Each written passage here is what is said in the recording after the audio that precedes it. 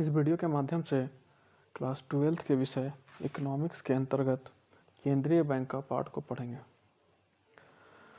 तो आज हम मुख्य रूप से जानेंगे कि केंद्रीय बैंक क्या है, भारत का केंद्रीय बैंक किसे कहा जाता है और केंद्रीय बैंक के मुख्य कार्य क्या क्या हैं। केंद्रीय बैंक किसी भी देश की सर्वोच्च संस्था होती है जो उस देश की मौद्रिक एवं बैंकिंग ढांचे की केंद्र बिंदु के रूप में कार्य करती है। तो सर्वोच्च संस्था से मेरा मतलब है कि देश के सभी क्षेत्र की अपनी अलग अलग सर्वोच्च संस्था होती है जो उस क्षेत्र पर नियंत्रण करती है।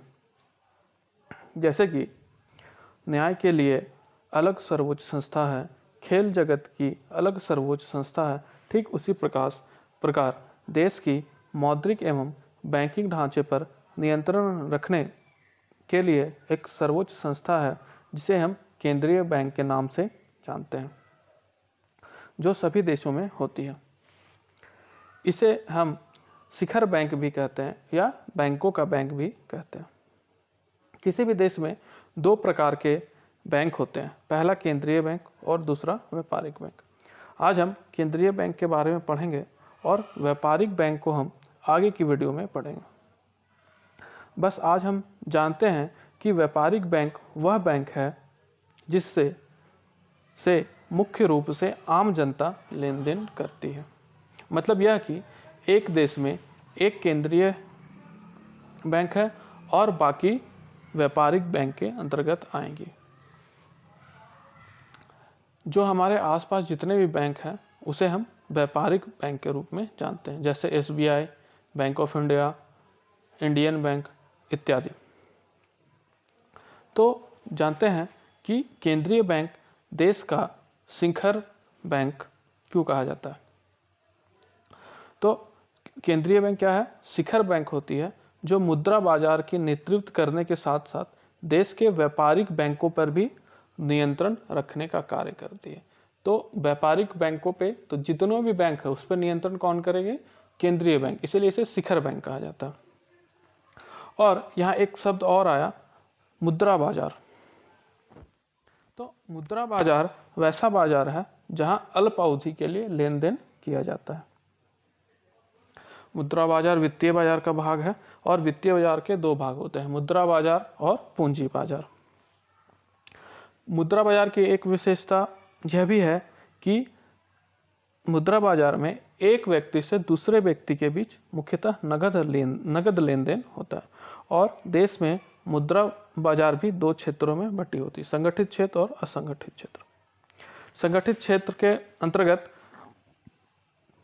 वाणिज्य बैंक आते हैं और असंगठित क्षेत्र के अंतर्गत साहूकार, महाजन जैसे लोग आते हैं जो मुख्यतः सूद पर लेन देन करते हैं।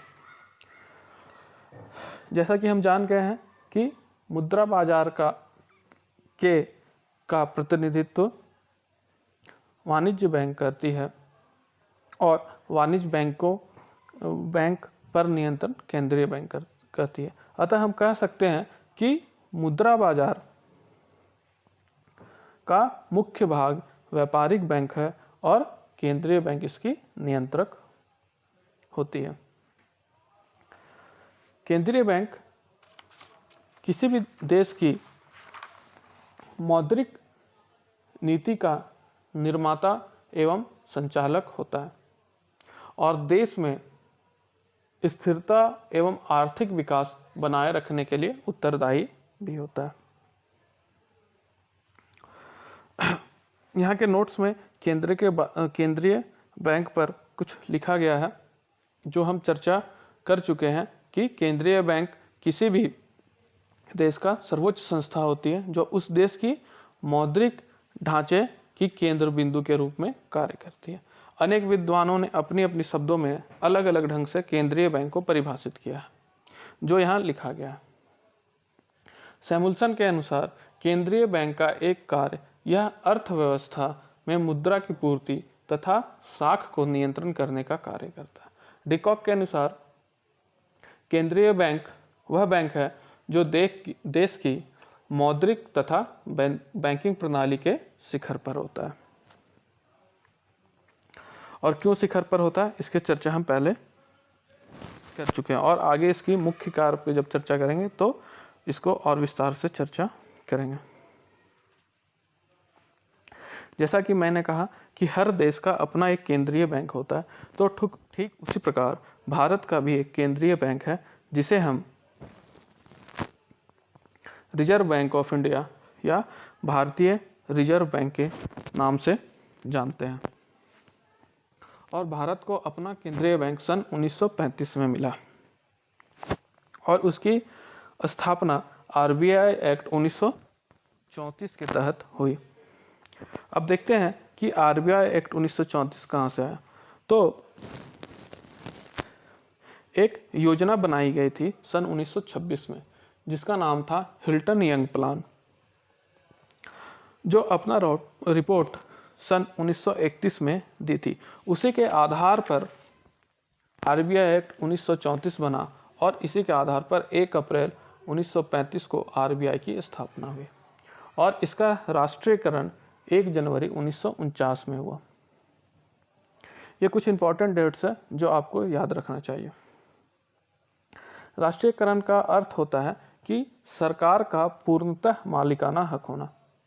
जब 1935 में इसकी स्थापना हुई थी तब केंद्रीय बैंक में पूंजी कुछ निजी कंपनियों का भी लगा हुआ था। तो सरकार ने क्या किया, जिन निजी कंपनियों की पूंजी केंद्रीय बैंक में लगी थी उन्हें उनका पूंजी वापस देकर आरबीआई का मालिकाना हक अपने हाथों में ले लिया। ये 1 जनवरी 1949 को हुआ था। अतः इसमें किसी निजी व्यक्ति का पैसा नहीं रहा और पूर्णतः सरकार का मालिकाना हक हो गया। अच्छा, तो आरबीआई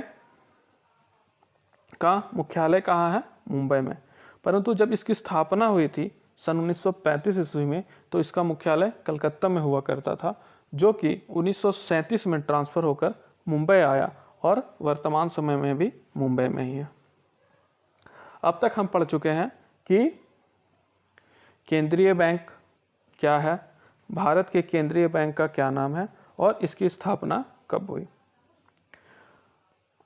और इसका राष्ट्रीयकरण भी कब हुई। तो आइए अब हम इसके कार्य पर आते हैं। आज के वीडियो में हम इसके कार्य को विस्तार से चर्चा ना करके केवल उसके बिंदुवार पढ़ेंगे। अगले क्लास में हम इसकी कार्य को विस्तार से चर्चा करेंगे। तो इसका पहला कार्य है नोटों के निर्गमन का अधिकार, मतलब कि उस देश में जो भी नोट जारी होगा उसको जारी करने का एकाधिकार किसके पास है, केंद्रीय बैंक के पास। दूसरा, सरकार का बैंकर या एजेंट या वित्तीय परामर्शदाता। जिस प्रकार आम जनता के लिए व्यापारिक बैंक काम करती है, ठीक उसी प्रकार केंद्रीय बैंक सरकार के लिए काम करती है। तीसरा, इसे बैंकों का बैंक भी कहा जाता है, इसलिए इसे शिखर बैंक कहा जाता है और फादर ऑफ ऑल बैंक भी कहा जाता है। यह भी उसी प्रकार जैसे व्यापारिक बैंक आम जन के लिए काम करती है, वो व्यापारिक बैंक के लिए कार्य करती है केंद्रीय बैंक। और उसके साथ साथ केंद्रीय बैंक अन्य बैंकों का कैश रिजर्व का कुछ भाग अपने पास जमा कराती है। यहाँ कैश रिजर्व से मेरा मतलब है, जिसको आगे हम पढ़ेंगे, जिसे कैश रिजर्व रेशियो बोलते हैं, कि वाणिज्य बैंक के पास जो भी पैसा जमा होता है उसका कुछ भाग उसे आरबीआई के पास नगद के रूप में जमा करा देना पड़ता है। चौथा, अंतिम ऋणदाता के रूप में। जब व्यापारिक बैंक को वित्तीय संकट आता है तो अंतिम ऋणदाता के रूप में केंद्रीय बैंक उसकी सहायता करती है। पांचवा, विदेशी विनिमय के कोषों के संरक्षक के रूप में। जो भी विदेशी मुद्रा है उसको संरक्षण या भंडारण करने का अधिकार किसके पास है, केंद्रीय बैंक के पास है। समाशोधन गृह का कार्य, इसमें क्या होती है, जो विभिन्न बैंकों का एक दूसरे से लेन देन होता है उसे न्यूनतम नकदी पे केंद्रीय बैंक निपटा देता है। और सातवां और आखिरी और सबसे महत्वपूर्ण काम साख नियंत्रण का कार्य। साख नियंत्रण से मतलब है कि अर्थव्यवस्था में पर्याप्त मात्रा में मुद्रा का संचालन हो। पर्याप्त मात्रा का मतलब है ना अत्यधिक मात्रा में ना कम मात्रा में, जितनी मात्रा की आवश्यकता के अनुसार पूर्ति हो। आज के इस वीडियो में हम इतना ही चर्चा करेंगे। आशा है कि मेरी इस प्रयास से आप लाभान्वित होंगे। इस पाठ की चर्चा अगली वीडियो में होगी। धन्यवाद।